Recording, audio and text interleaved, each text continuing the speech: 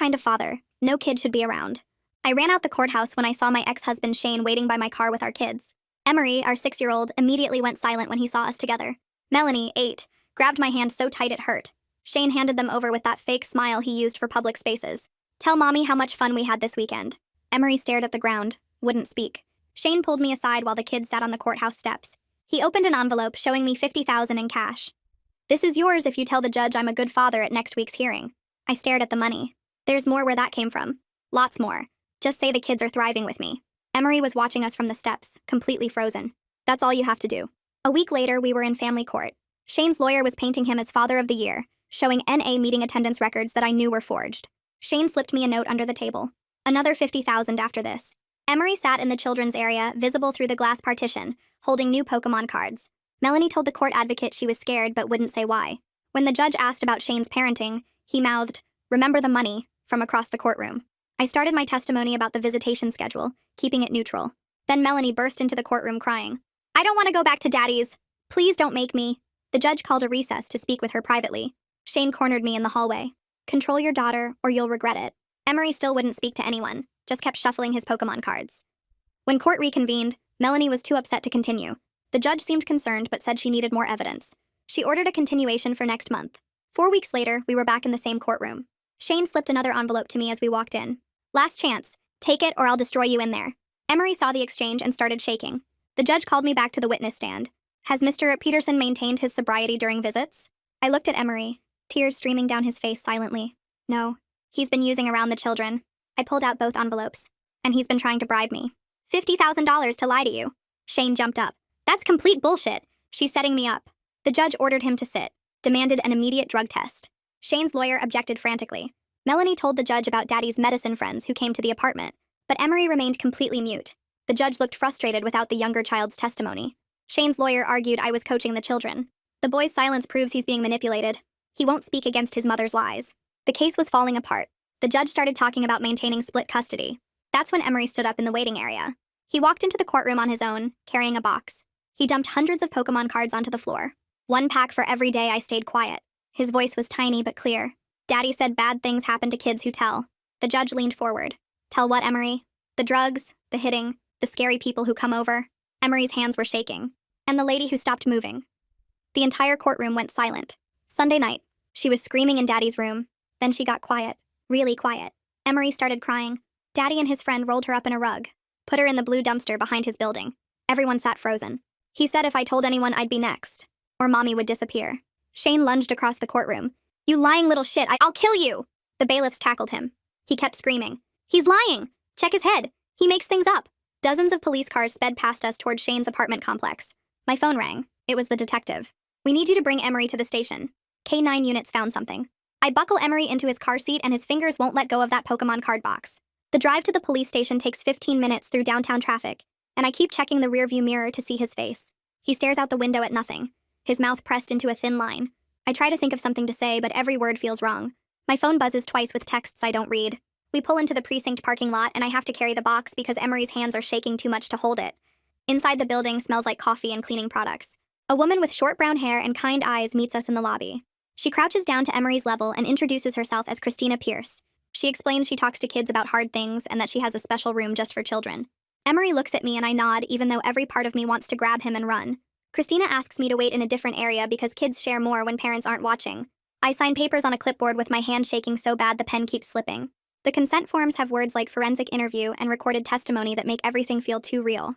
A uniformed officer leads me down a hallway to a small room with chairs and a coffee maker. Christina spends 30 minutes explaining how the interview works before she even takes Emery into the room. She tells me about neutral questions and how she won't put words in his mouth. She says Emery can stop anytime he wants and that toys are available but not required. Everything gets recorded on video for court later. She shows me the one-way window where I can watch, but they can't see me. The interview room is painted soft blue with a couch and building blocks scattered on a low table. Christina leads Emery inside and he sits on the floor in the corner. His voice comes through a speaker so quiet I have to lean forward to hear. He describes the rug and how the screaming stopped and watching Daddy and another man carry something heavy down the stairs. Christina asks him to draw what he saw and he picks up a crayon with trembling fingers. The blue dumpster he draws has careful detail showing where it sits behind the apartment building. She never pushes or suggests answers, just follows where his words lead with gentle questions. Tears run down my face, but I stay silent in the observation room. After 40 minutes, Christina thanks Emery and brings him back to me. A detective named Williams asks me to hand over both envelopes of cash that Shane gave me. I pull them from my purse where they've been sitting like weights for weeks. The detective photographs each bill on a light table and writes down serial numbers in a notebook. He seals everything in plastic evidence bags with red tape and labels. I provide a written statement about the bribery attempts and sign my name at the bottom. The money that tempted me during those desperate weeks becomes proof of Shane's crimes. Williams drives me to see a magistrate that same evening in an unmarked car. The magistrate's office is in a government building that stays open late for emergencies. I explain the threats Shane made in the courthouse hallway and how he's intimidated me for months. The magistrate reads through a summary of Emery's statement with a serious expression. She types on her computer and prints out an emergency protective order that includes GPS monitoring if Shane makes bail. The next morning, I wake up at 5 and call Melanie's school before she even opens her eyes. I speak quietly in the bathroom with the door closed so she won't hear. The school counselor listens as I explain what happened in court and asks them to watch for any signs Shane tries to contact her. They agree to flag her file and create a safety plan with code words and a restricted visitor list. 2 days later, a CPS caseworker named Jack Babb knocks on our apartment door for a home visit. He checks that we have food in the cabinets and asks about where the kids sleep. He reviews my safety plan for keeping Shane away and takes notes on a tablet. Having a stranger inspect our modest home makes me feel exposed and judged. Jack is professional and kind, though, noting in his report that the kids seem bonded to me. Shane's bail hearing happens within 72 hours of his arrest. I sit in the courtroom watching him appear in an orange jumpsuit looking unwashed and angry. Lawrence Finch, the assistant DA, argues that Shane poses a flight risk and a danger to witnesses. He presents the bribery evidence and the threats Shane made in the courthouse hallway. Shane's lawyer, Dinah Cleary, claims he's a devoted father being railroaded by false accusations from a bitter ex-wife. She argues the children's statements are unreliable and that Shane has strong community ties. The judge sets bail at $200,000, but imposes strict conditions. No contact with me or the children, GPS ankle monitor, twice weekly drug testing, and surrender of his passport. Shane's parents post bail that same afternoon using their house as collateral. My stomach drops when Williams texts me that Shane is being released. At least the GPS monitor means police can track if he comes near us.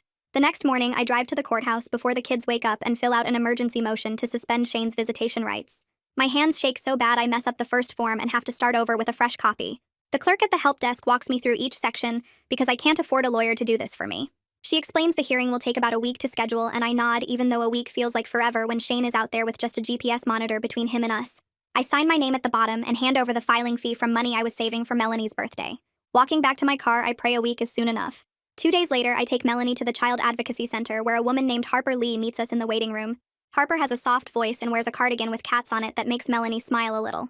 She explains she's a therapist who helps kids talk about hard things and that they'll use some toys and art supplies together. I watch through the one-way glass as Harper spreads out puppets and markers on a low table. Melanie picks up a brown bear puppet and makes it walk across the table while Harper asks gentle questions about Daddy's apartment. Melanie describes seeing scary people who smelled like smoke and talked really loud. She draws a picture of the apartment with dark scribbles in one corner. Harper never pushes or suggests answers, just follows where Melanie's words go. When Harper asks if Melanie saw the lady who stopped moving, Melanie shakes her head and says she was in the other room with Emery watching cartoons really loud. The interview lasts 40 minutes, and when it's done, Melanie seems tired but not broken. Harper's gentle approach helped her share without falling apart completely. That night after the kids go to bed, I notice dark purple bruises on my forearm in the bathroom mirror. I stare at them trying to remember when they happened, and realize it was from Shane grabbing me during custody exchanges over the past few months. His fingers left perfect oval marks on my skin. I take photos with my phone from different angles, making sure the bruises show up clear. The next morning, I email the pictures to Jack Babb with a short message explaining when Shane grabbed me. Looking at those photos on my computer screen makes me angry at myself for letting his rough handling become normal. I should have documented this months ago, but I kept telling myself it wasn't that bad. My phone buzzes with a text from Detective Williams saying they're executing a search warrant on Shane's apartment right now. I sit on my couch refreshing my messages every few minutes, waiting for updates. Williams texts that they found camera equipment in the bedroom closet and notebooks with names and dollar amounts written inside. Another text says they're bagging drug paraphernalia from under the bathroom sink. The search takes 6 hours while Shane has to wait outside with his lawyer Dinah Cleary, who objects to everything the officers touch. Williams sends a final text saying they documented every room with photos and took boxes of evidence. I save all his messages in a folder on my phone. I spend the whole next afternoon changing the locks on our apartment door. The hardware store guy showed me how to install them, and I work carefully following his instructions. I set up a code word with both kids for emergencies, telling them if anyone tries to pick them up, they need to ask for the word first. We practice it 3 times until they have it memorized. I make a list of trusted contacts they can call and tape it inside their bedroom closet, where only they know to look. Emery watches me install a chain lock on the front door and asks in his tiny voice if Daddy can still get in. I promise him no, even though fear sits heavy in my chest, because I know locks are just metal, and Shane is determined. Harper Lee calls that evening and says she wants to take both children as clients for something called trauma-focused cognitive behavioral therapy. She explains the treatment will help them process what they saw and give them tools for handling anxiety and nightmares. The sessions will be twice a week, and she already checked that our Medicaid covers mental health services. I feel grateful we can access this help even as I worry about fitting 2 appointments per week into our already packed schedule. Harper emails me intake paperwork to fill out, and I spend an hour answering questions about the kids' sleep patterns, eating habits, and behavior changes. Detective Williams calls 2 days later with an update that makes my whole body go cold. The K-9 unit alerted on the exact dumpster location Emery described, and forensic teams found trace evidence including carpet fibers and biological material. He can't tell me everything because the investigation is ongoing, but his serious tone suggests they're building a major case. I hang up and walk straight to the bathroom where I sit on the floor trying not to throw up. My 6-year-old son witnessed something real and terrible, and now there's physical proof. At our first therapy session, Harper sits with me alone for 20 minutes before bringing the kids in. She explains trauma-focused CBT using simple words about gradual exposure and building skills to manage big feelings. She sets clear rules about what the kids should talk about at home versus in therapy, so we don't accidentally make things worse. I learned that my job is to be patient with their slow healing and not push them to share details or get better faster than they're ready for. Harper gives me a handout about supporting traumatized children, and I read it 3 times that night. Jack Babb shows up for a follow-up CPS visit the next week and walks through our apartment with a clipboard. He checks the medicine cabinet to make sure pills are stored safely and looks at our fire extinguisher and emergency exits. He reviews the safety plan I created and asks me to sign paperwork saying I understand my responsibility to keep Shane away from the children. Having a stranger inspect our home makes me feel exposed and judged, but I understand they need to verify I can protect my kids. Jack's report will go to the family court judge deciding our custody case. A woman named Lucia Warren knocks on our door 3 days later and introduces herself as the guardian ad litem appointed by family court. She explains she represents the children's best interests separately from either parent and will observe them, review records, and make recommendations to the judge. Lucia has kind eyes and asks permission before sitting on our couch. She watches the kids play with blocks and asks them gentle questions about school and their favorite foods. I'm cautiously hopeful that another adult advocate will see the truth of what we've been living through and help protect them. 2 days after Lucia's visit, I drive to the prosecutor's office downtown for my meeting with Lawrence Finch. The building smells like old coffee and copy paper, and I wait 20 minutes in a plastic chair before his assistant calls me back. Lawrence sits behind a desk covered in folders and legal pads, and he shakes my hand before gesturing to a chair across from him.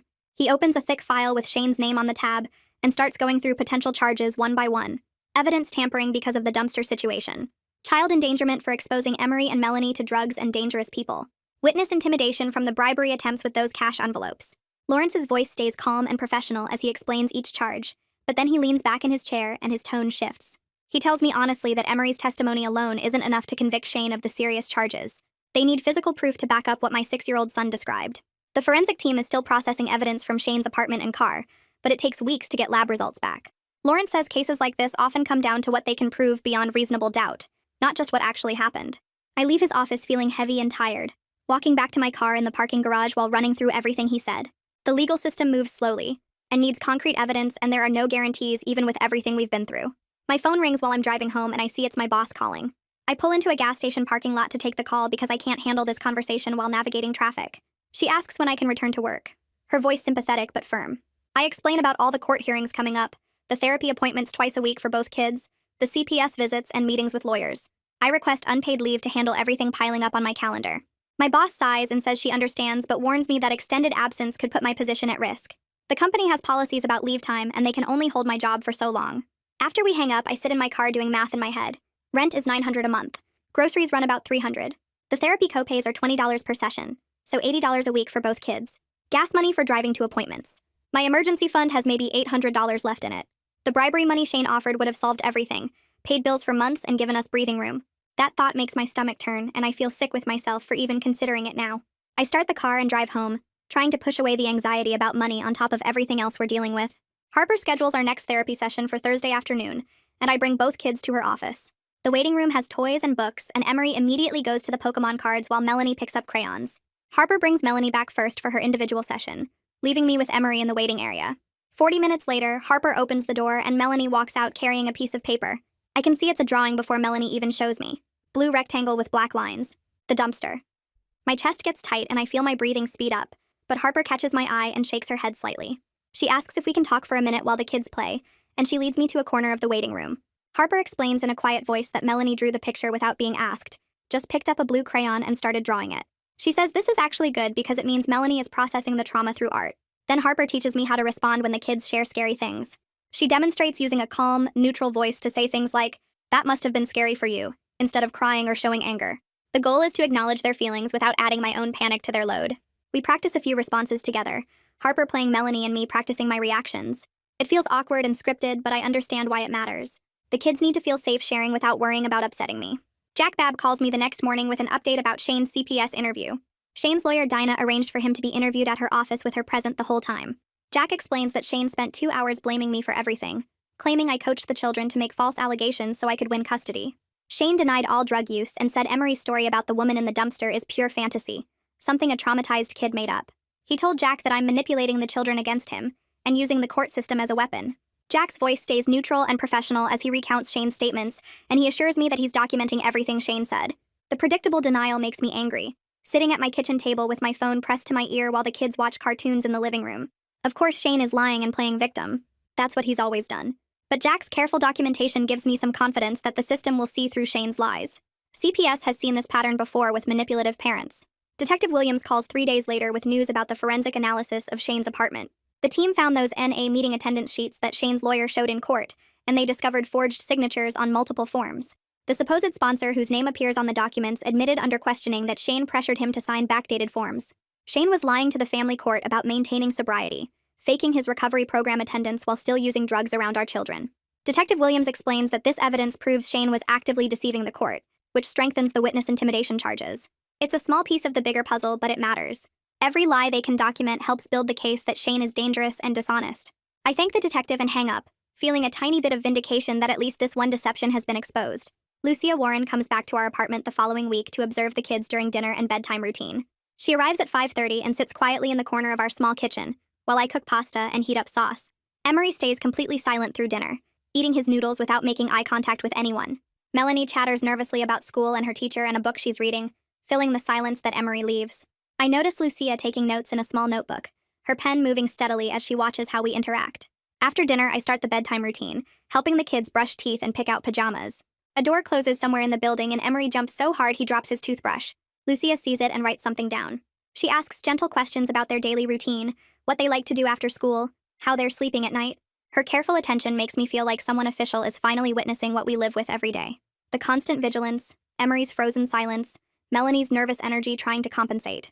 Lucia doesn't judge or criticize, just observes and documents with professional kindness. My phone rings while I'm washing dishes that evening, and it's Detective Williams again. He has preliminary lab results from the forensic team, and his voice sounds serious. The fibers found in Shane's car trunk are consistent with carpet material, and there are trace amounts of biological material being analyzed by the lab. Full DNA results take several more weeks to process, but the evidence is building piece by piece. Detective Williams cautions me not to get ahead of the investigation, but I can hear in his tone that they're finding what they need. I hang up and stand at the sink with my hands in soapy water, feeling a sinking certainty in my stomach. My children witnessed something real and terrible, and now science is backing up Emery's story. I want to believe the legal system will work, and Shane will face consequences, but Lawrence Finch's warnings about evidence gaps echo in my head. The next morning, I wake up to an email from my HR representative. The subject line says, "Leave status update," and my stomach drops before I even open it. She writes that prolonged unpaid leave may put my position at risk per company policy, but she wants to explore options that might work for both of us. She suggests returning part-time, maybe 20 hours a week on a flexible schedule that accommodates my court dates and appointments. I'm grateful for any accommodation, even as I feel pressure squeezing me from every direction. I spend an hour at the kitchen table creating a color-coded calendar on graph paper. Blue for therapy sessions, red for court dates, green for CPS meetings, purple for work shifts. I try to fit everything into a schedule that's actually possible, moving blocks around and erasing and redrawing until my hand cramps. The calendar looks like a complicated puzzle, and I'm not sure all the pieces actually fit together. 2 weeks after Shane's bail was set, his lawyer files a motion requesting supervised visitation at a neutral facility. I get a copy in the mail and read it with shaking hands. Dinah argues that Shane deserves contact with his children pending the criminal investigation, that maintaining the parent-child relationship is important even during legal proceedings. Lawrence Finch files an opposition within days, arguing that supervised visitation is inappropriate while Shane faces serious criminal charges related to endangering those same children. The family court judge schedules a hearing to consider the motion. I sit in the courtroom again, this time without the kids present, while both lawyers make their arguments. The judge listens carefully and reviews the pending charges, the CPS reports, and Harper's therapy notes. After 20 minutes of consideration, she denies Shane's motion without prejudice. That means he can ask again later, but not right now. I exhale with relief that feels temporary because I know Shane won't stop fighting. He'll keep filing motions and demanding contact, using every legal tool available to maintain control. I use money from my emergency fund to buy a doorbell camera from the hardware store. The box says it's easy to install, and I follow the instructions carefully, mounting it next to our front door and connecting it to my phone. I show both kids how it works, how we can see who's at the door before opening it, how it records video if anyone approaches. Emery watches the demonstration with wide eyes and asks if it will show us if Daddy comes. I promise him yes. We'll know if Shane gets anywhere near our building. Our neighbors, an older couple named the Johnsons who live across the hall, notice me installing the camera. They ask if everything is okay, and I give them a brief explanation about needing extra security. They immediately offer to call police if they see Shane's car in the parking lot or near the building.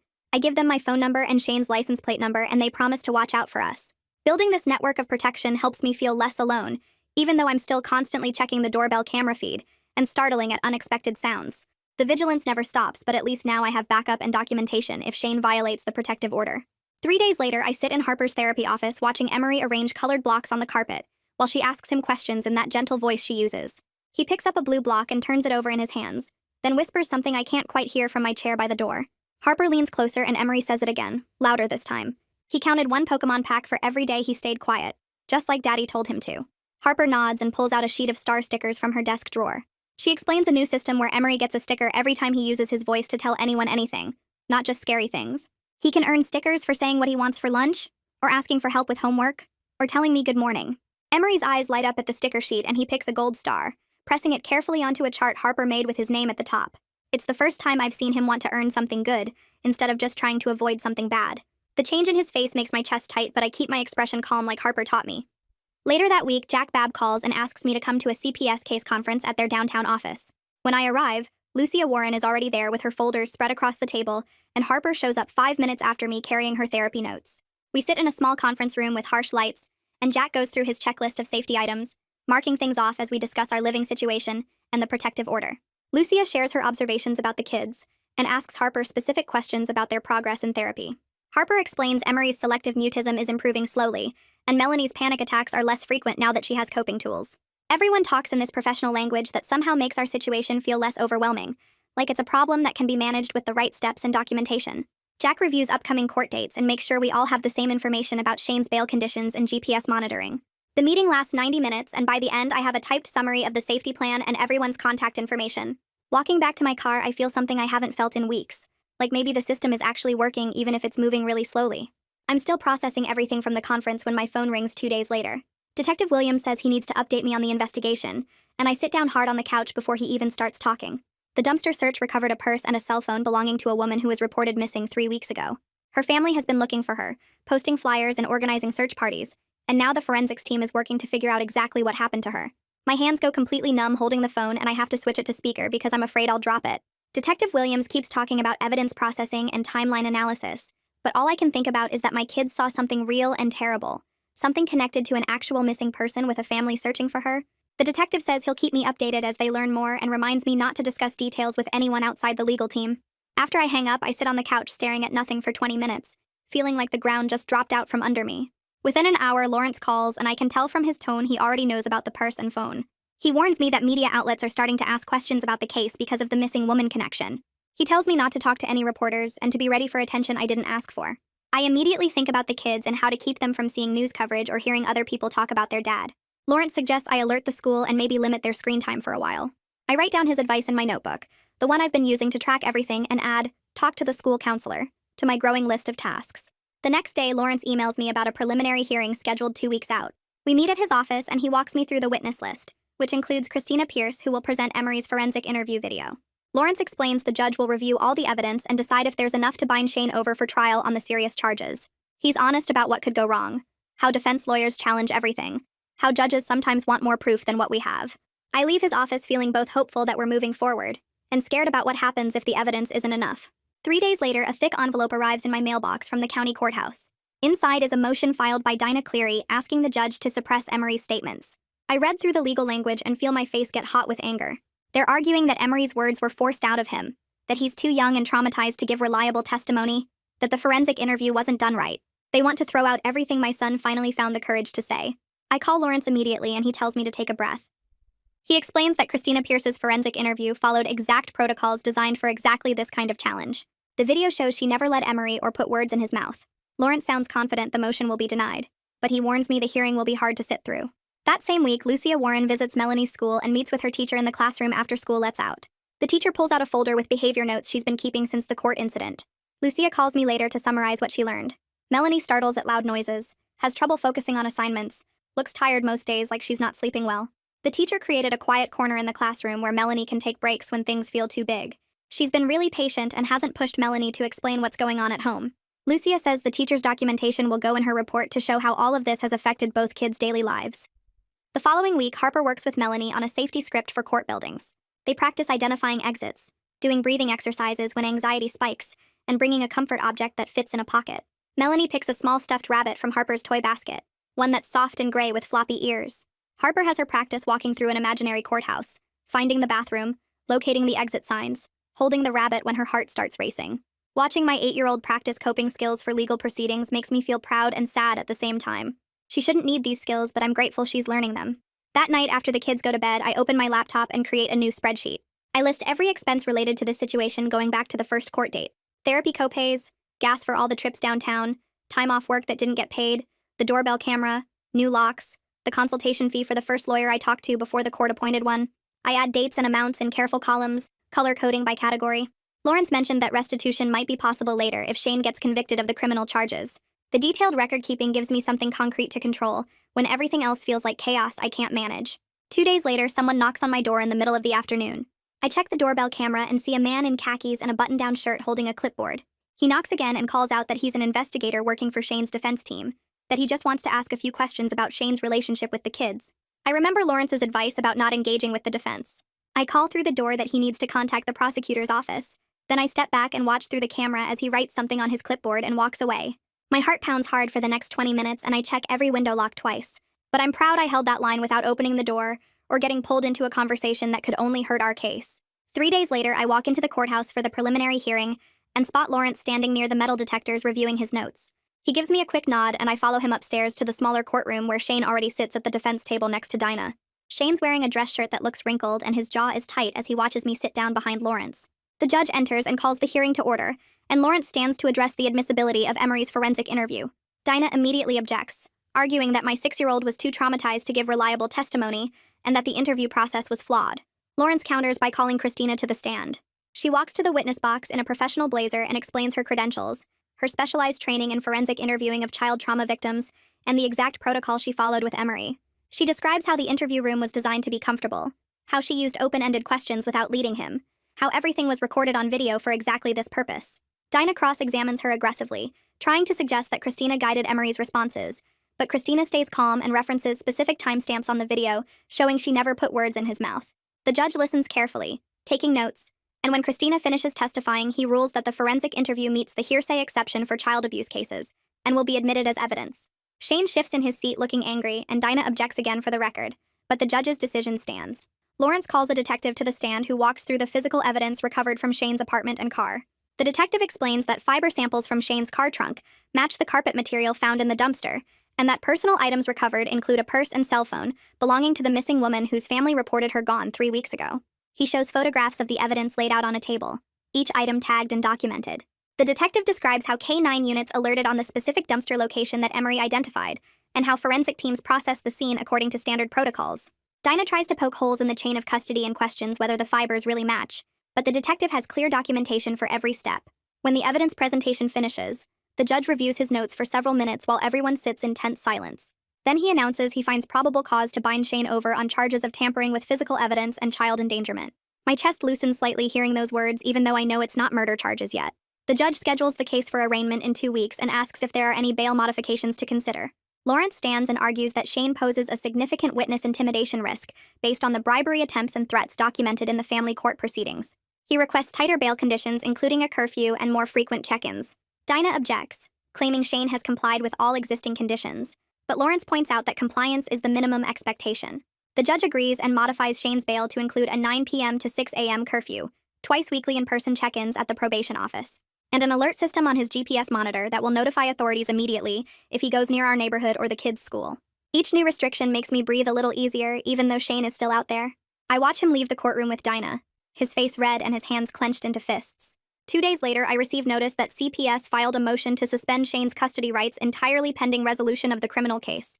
The motion cites the pending charges, the children's ongoing trauma treatment, and the risk of further harm if contact continues. I read through the legal language 3 times, hardly believing this might actually happen. That same afternoon, Lucia calls to tell me she filed a supporting brief recommending the family court adopt CPS's position. She explains that her independent investigation supports complete suspension of Shane's parental rights until the criminal case resolves and he completes substantial treatment. The hearing is set for next week, and I let myself hope that maybe we'll finally get real stability, instead of this constant fear. Thursday afternoon, I take Emery to his therapy session with Harper and sit in the waiting room while they work together. After 40 minutes, Harper opens the door and asks me to come in. Emery is standing near Harper's desk holding a sealed Pokemon pack, one he'd been saving in his backpack. He walks over to the small trash can in the corner and drops the pack inside. Harper asks if he's sure, and Emery nods, his voice quiet but clear when he says he doesn't want to count anymore. My eyes fill up watching him make this choice, knowing what those cards represented and what it means that he's letting them go. Harper catches my eye and gives a small nod, and I understand this is real progress even though it feels bittersweet. The next morning, a man named Russell from the DA's Victim Assistance Program calls and asks if I have time to meet. I arrange to see him during my lunch break, and he walks me through paperwork for an emergency grant that can cover security expenses. He's patient and kind, explaining each form and helping me gather the receipts for the lock changes and doorbell camera I installed. The grant isn't huge, but it covers those costs, and Russell's practical help makes me feel less alone in trying to navigate all these systems. He gives me his direct number and tells me to call if I need help accessing other resources. I thank him and head back to work, feeling like maybe there are people in the system who actually want to help. That evening while I'm making dinner, my phone rings and I see Detective Williams's name. I step into the hallway and answer, and his voice is serious when he tells me the forensic analysis is complete. Blood traces in Shane's car trunk match the missing woman's DNA, and the medical examiner ruled her death a homicide. The case is being transferred to the homicide unit for expanded investigation. I sit down hard on the kitchen floor, my back against the wall, trying to process that my children witnessed something even worse than I let myself imagine. Williams says they'll be in touch as the investigation continues, and I hang up feeling numb. A week later, Lawrence calls in the evening sounding urgent. Shane violated his curfew by 7 minutes, claiming car trouble, but the GPS data shows he was parked near a convenience store during that time. Lawrence already filed a notice of violation, and there's a hearing scheduled for tomorrow morning. I rearrange my work schedule again and show up to watch the judge review the GPS printouts. Dinah argues it was a minor technical violation, that Shane's car really did have trouble starting, but Lawrence points out that 7 minutes parked at a store doesn't match that story. The judge looks stern and issues a warning that any further violations will result in immediate bail revocation. Shane leaves the courtroom looking furious, and I feel the tension sitting heavy in my shoulders. The following Tuesday, Melanie's school calls mid-morning. The counselor explains that Melanie had a panic attack during the fire drill, the loud alarm triggering her beyond what her coping skills could handle. I leave work immediately and drive to the school where I find Melanie in the counselor's office, her face blotchy from crying. I sign her out and we go home, and that afternoon I call Harper to report what happened. Harper adjusts Melanie's treatment plan to include more work on sensory triggers and loud noises. I remind myself this is data that helps us help her better, not a sign of failure. Thursday evening, I drive to a community center across town for a support group that Lawrence mentioned. The room has a circle of folding chairs and about 8 other parents, mostly mothers, dealing with custody issues involving abuse. I sit quietly at first, but when one woman shares her story about her ex manipulating their kids and threatening her through the court system, I start crying because it mirrors our situation so closely. After the meeting ends, she comes over and we exchange phone numbers, agreeing to text each other for support between meetings. Walking back to my car, I feel less isolated than I have in months, knowing there are other people who understand exactly what this is like. I attend the support group again the following Thursday, and share briefly about the criminal charges moving forward and the custody hearing coming up. The other parents nod with understanding, and one woman offers to text me the morning of court for encouragement. Walking to my car afterward, I feel steadier knowing I have people who get it without me having to explain everything. Lawrence calls 2 days later with news that Dinah reached out about a plea deal. She wants Shane to plead to lesser charges and avoid trial on the serious stuff. Lawrence tells me he's not accepting anything until the full autopsy report comes back, and they finish investigating everything. The waiting makes my stomach hurt, but I trust that Lawrence knows what he's doing and won't let Shane get off easy. 3 weeks pass with therapy appointments and work and trying to keep everything normal for the kids. Then Lawrence emails that family court scheduled the custody review hearing for next Tuesday. I request the morning off work and spend the weekend helping Melanie pick out clothes that make her feel brave and reminding Emery he doesn't have to talk to anyone if he doesn't want to. Tuesday morning arrives and I drive to the courthouse with both kids because Lucia wants them present even though they won't testify. We sit in the hallway outside the courtroom, and Melanie clutches her stuffed rabbit while Emery arranges his remaining Pokemon cards in a neat stack on the bench. Lucia arrives carrying a thick folder and gives me a small smile before heading into the courtroom. When we're called in, I hold both kids' hands and we sit behind the table on my side. The judge reviews paperwork for what feels like forever, while Shane's empty chair sits across the aisle because he's still in jail. Lucia stands and presents her recommendation for temporary sole legal and physical custody to me, with no visitation for Shane. She references the pending criminal charges, the children's therapy reports from Harper, the CPS investigation findings, and the documented threats and bribery attempts. The judge asks Lucia several questions about the children's current functioning, and whether they've expressed any desire for contact with their father. Lucia explains that neither child has asked to see or speak with Shane, and that Harper believes contact would be harmful at this stage. The judge flips through more papers, and I watch the clock tick past 10 minutes, then 15, then 20. My hands sweat, and Melanie squeezes my arm. Finally, the judge looks up and grants the order for temporary sole custody to me with no visitation. Relief floods through my whole body, and I feel my shoulders drop for the first time in months. The judge adds that Shane can have supervised therapeutic phone check-ins only if Harper determines it's appropriate and the children want it. We leave the courtroom, and I buy the kids ice cream even though it's only 11 in the morning. That afternoon, Harper texts asking if I can bring Emery in for an extra session tomorrow. I rearrange my schedule, and the next day, Emery sits with Harper working on something she calls a communication script. She explains that Emery is practicing what he would say to his dad if he ever wanted to talk someday. Harper emphasizes over and over that he never has to use these words, but having them ready gives him control.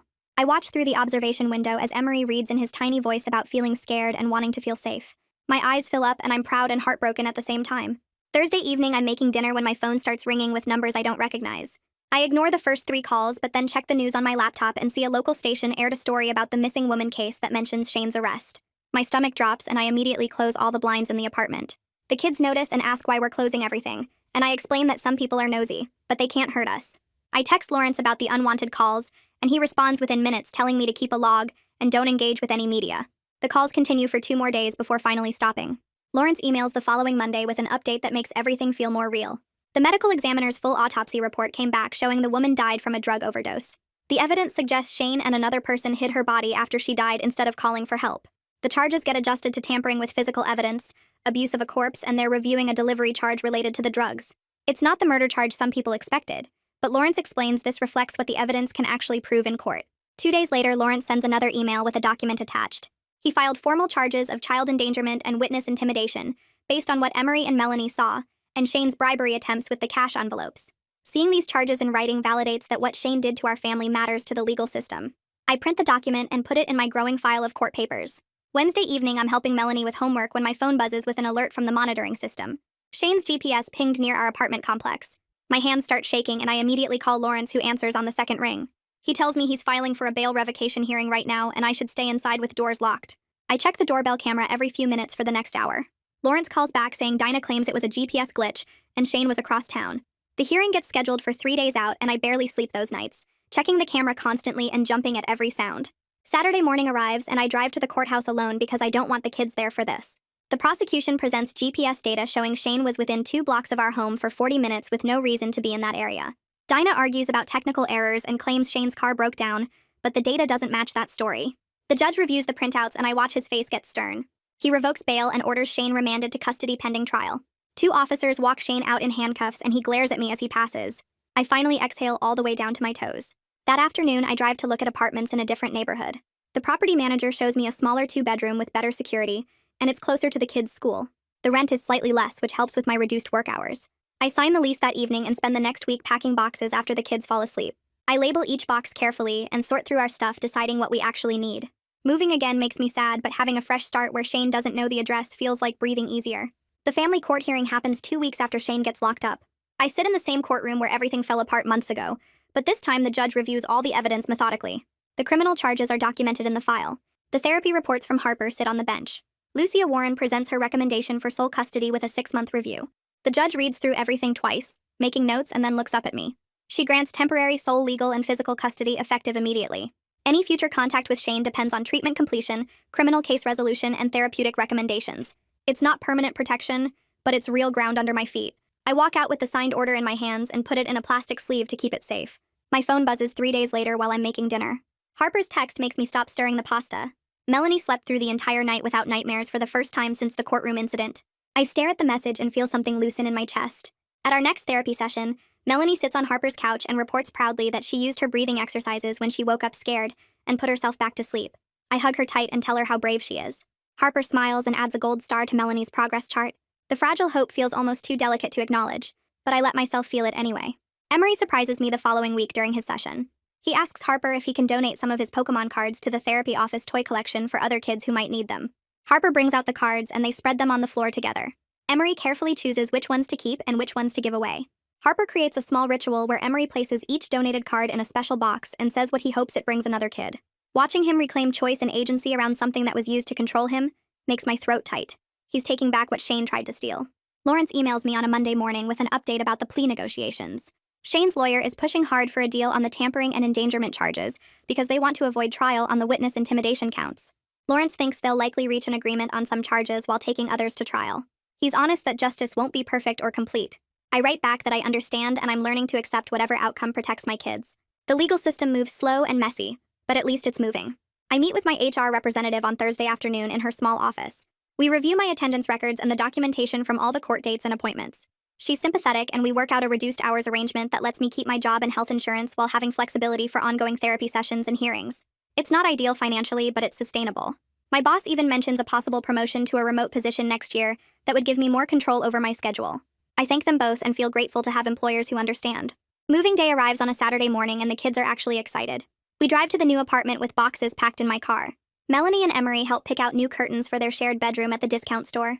Melanie chooses ones with stars, and Emery picks dinosaurs, and we decide to hang both sets on different walls.